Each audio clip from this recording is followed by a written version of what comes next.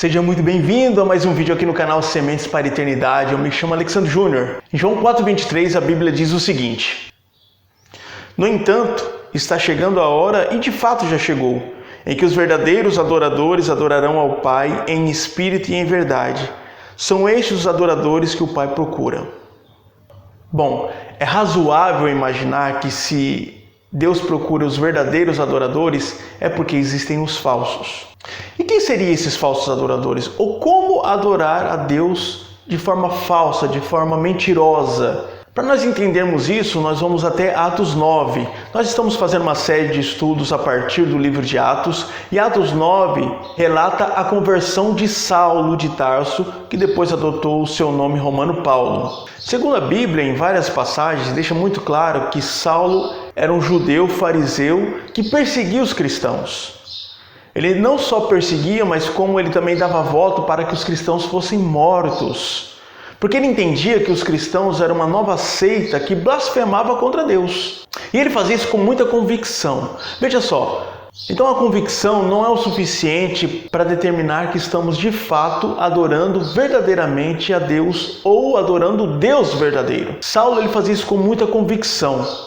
Ele fazia isso com seu coração cheio de verdade, mas uma verdade dele. E talvez essa seja a situação da maioria dos cristãos, em pensar que estão adorando a Deus de verdade, ou o Deus verdadeiro, quando na verdade não estão. O que dá parâmetro para a nossa adoração é a Bíblia Sagrada, em especial o Novo Testamento. Então não podemos nos basear por revelações, até porque a própria Bíblia nos ensina que se até um anjo nos trouxer um novo evangelho, não aceitamos, porque isso é anátema, ou seja, é amaldiçoado quem o fizer. E Paulo, o perseguidor, ele fazia isso com tanto afinco até que um dia ele deu de cara com o próprio Jesus. Ele tinha pego um documento para ir até Damasco perseguir, buscar cristãos. E no meio do caminho Jesus apareceu para ele, ele cai do cavalo e escuta uma voz dizendo: Saulo, Saulo, por que me persegue? Ele pergunta: quem és tu, Senhor? Fala: sou Jesus, aquele que você persegue.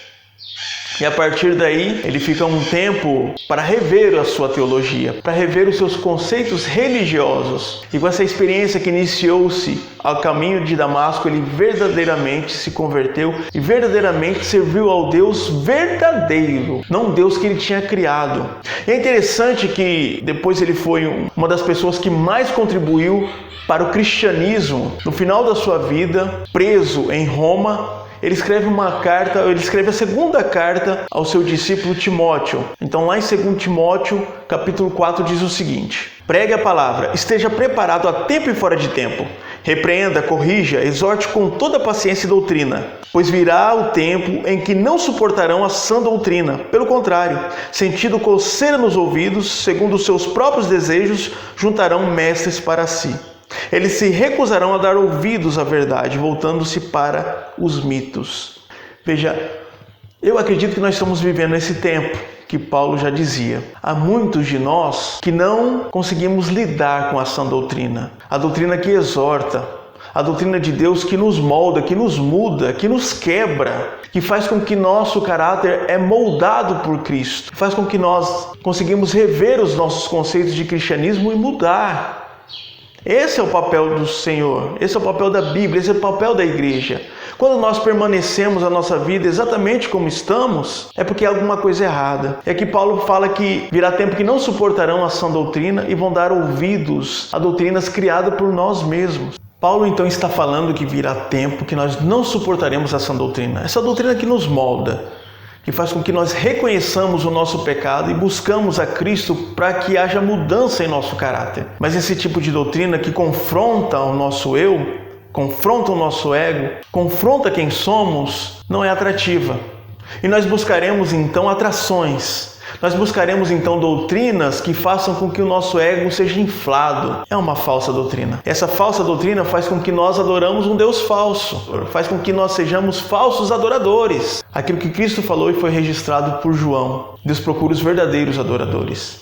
E se ele procura, porque não é tão fácil assim encontrar. Então, se você tem buscado uma doutrina em que infla o seu ego, em que massageia o seu ego, que fala exatamente tudo aquilo que você quer ouvir, tem alguma coisa errada. A Bíblia é confronto, o Evangelho é confronto, exortação.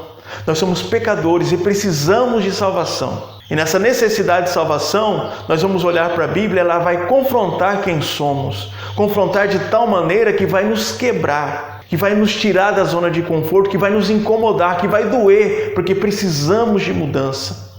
E essa mudança é feita pelo Espírito Santo por meio da Bíblia. Você é um falso adorador ou você é um verdadeiro adorador? A sua vida está em consonância com o que a Bíblia diz ou está em consonância de um Deus que você criou?